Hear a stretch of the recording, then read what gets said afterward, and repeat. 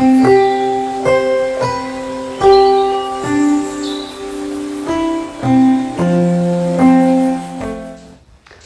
Viewers, आज हम बात करेंगे यूरिनरी स्टोन डिज़ीज़ के बारे में, यानी पेशाब के रास्ते में कहीं अगर पथरी बन जाए उसके बारे में।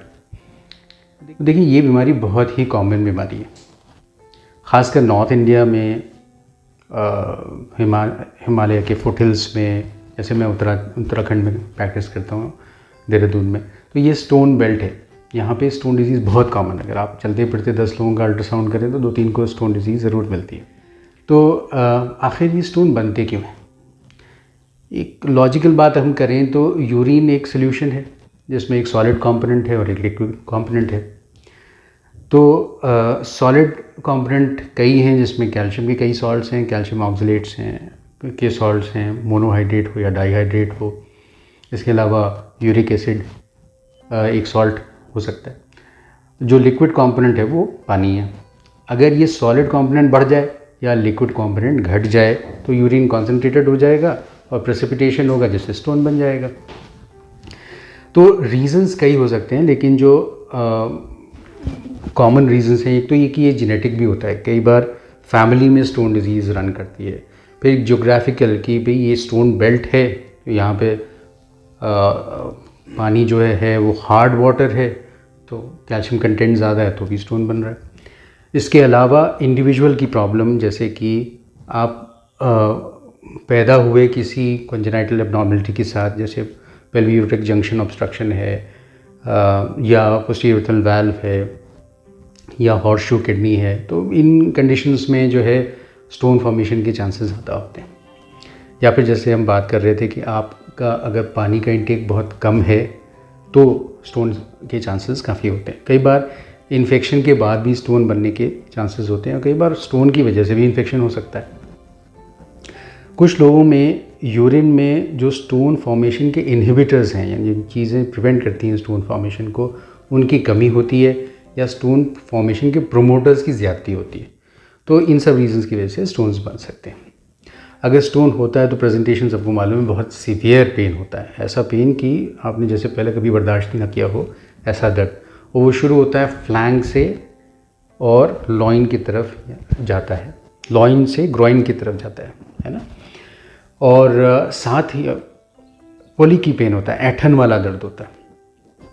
पेशाब में रंगत में चेंज आ सकती है, यानी ब्लड आ सकता है। पेशाब करने में दिक्कत हो सकती है, लगता है कि पेशाब लग रहा है मुझे लेकिन पास नहीं हो पा रहा है। कुछ लोगों को बुखार भी आ सकता है अगर साथ में यूरिनरी ट्रैक्ट इन्फेक्शन हो तो यूजुअली इस सीवियर पेन के साथ यूजुअली लोग पहुंचते हैं इमरजेंसी में, जिसमें इंजेक्शन लगाना पड़ता है। फिर जब आप अल्ट्रासाउंड कराते हैं तो पता चलता है कि भाई स्टोन है। अब स्टोन किडनी में भी हो सकता है, किडनी से जो ट्यूब नीचे उतर रही है, यूरेटर जो ब्लैडर तक यूरिन लाती है, उसमें भी हो सकता है, ब्लैडर में भी हो सकता है, और कई बार पेशाब के रास्ते में अटक जाता है, यानी यूरेथ्रा में भी अटक जाता है। तो सबके सेट ऑफ सिम्टम्स जो हैं वो अलग अलग हो सकते हैं। किडनी का स्टोन जो होता है लॉइन पेन करता है, यूरेटर वाला जो होता है लॉइन टू ग्रोइन पेन करता है। ब्लैडर में अगर होता है तो बार बार पेशाब जाने की हाजत महसूस होती है, पेशाब शुरू करते ही एकदम से अटक जाता है, रुक जाता है। स्ट्रैंग्यूरी होती है, यानी कि बहुत सीवियर आपको हाजत होती है पेशाब करने की, और टिप ऑफ द पीनस पे दर्द महसूस होता है। और जब आप पेशाब करने जाते हैं तो ब्लड मिक्स यूरिन आता है, पेशाब में ब्लड आ सकता है, गंदगी आ सकती है। तो अल्ट्रासाउंड एक विधि है, और जो बेस्ट विधि है वो है सीटी स्कैन। इसमें सीटी स्कैन में साइज़ एंड लोकेशन हर चीज़ बेहतर तरीके से मालूम होती है, और अगर कॉन्ट्रास्ट एनहांस सीटी स्कैन आप करा रहे हैं तो किडनी का फंक्शन भी बेहतर होता है, असेसमेंट उसका। इसके अलावा जो हमें जांचें चाहिए होती हैं, एक तो ये कि यूरिन का एग्जामिनेशन की भाई उसमें पसल्स आ रहे हैं कि नहीं, रेड ब्लड सेल्स तो जाहिर सी बातें आएंगे, इन्फेक्शन है कि नहीं। अब कुछ पथरियाँ, जैसे कि 6 mm से कम की पथरियाँ जो होती हैं, जैसे खासकर लोअर यूरेट्रिक स्टोन्स, ये दवाओं के साथ निकल जाते हैं। इवन ज़्यादा पानी भी पिए तभी भी निकल जाते हैं।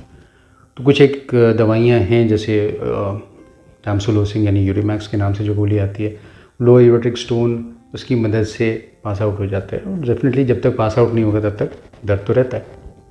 लेकिन अगर 6 mm से ज़्यादा की पथरी है, या छोटी भी पथरी हो लेकिन किडनी पे ख़राब असर आ रहा हो, किडनी फंक्शन कम कर रही हो या फीवर आने लगे, तो ऐसे में इंटरवीन करना बहुत ज़रूरी होता है।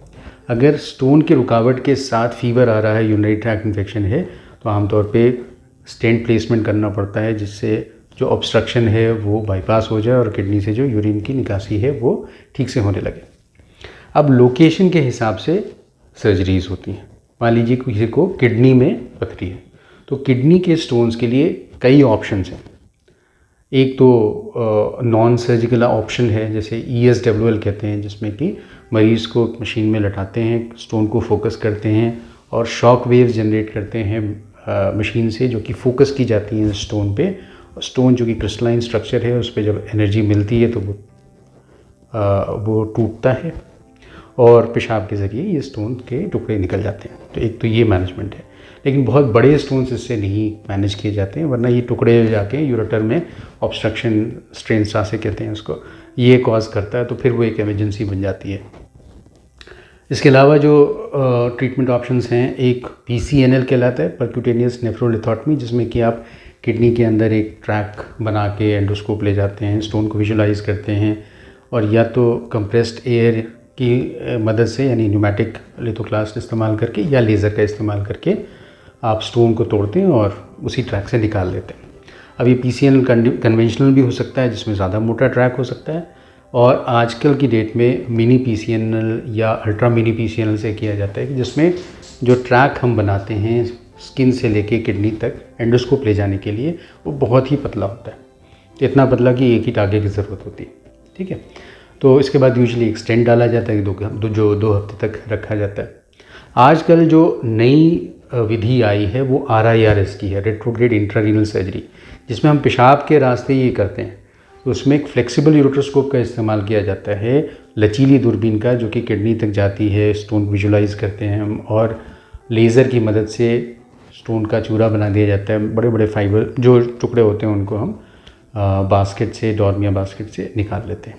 ठीक है, तो ये किडनी के स्टोन्स का मैनेजमेंट हुआ।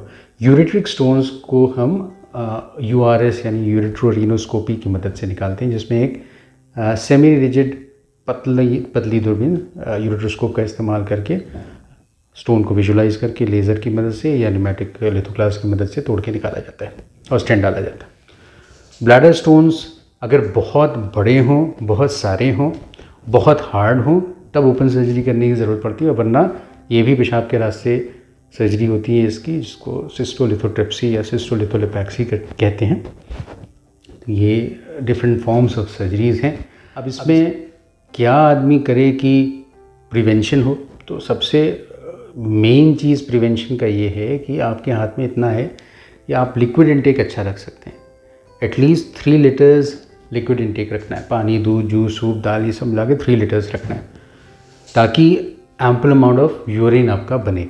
ठीक है, और कुछ ऑक्सलेट रिच डाइट्स को आपको प्रिवेंट करना है। अब ये मालूम है सबको कि भाई आप टमाटर खाने से होता है, तो ठीक है, बीज वाली चीज़ें आपने कम करनी, लेकिन बहुत से लोगों को चीज़ें नहीं मालूम होती कि काजू खाने से भी हो सकता है, ज़्यादा चाय लेने से, ज़्यादा कॉफ़ी लेने से भी, कोका कोला लेने से भी हो सकता है, नॉनवेज डाइट से भी हो सकता है। तो ये सब चीज़ें अपनी डाइट में कम करनी पड़ती हैं। फैट कम करना है, सॉल्ट कम करना है। ठीक है, तो इन अ नटशेल ये है। और उसके अलावा कुछ एजेंट्स भी हैं कि जिनमें मान लीजिए कोई रिकरेंट स्टोन फॉर्मर है, तो उसमें हम कुछ मेडिसिन दे सकते हैं।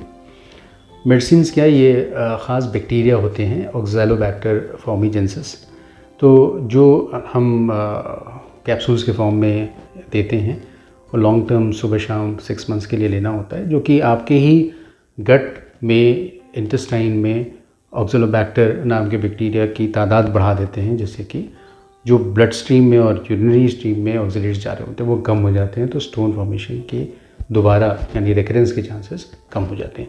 लेकिन ओवरऑल प्रॉब्लम स्टोन डिजीज़ के साथ रिकरेंस की है। आप एक सिरे से सारे स्टोन निकाल भी दें तो नेक्स्ट 10 ईयर्स में 50% तक रिकरेंस रेट है। तो thank you so much for patience.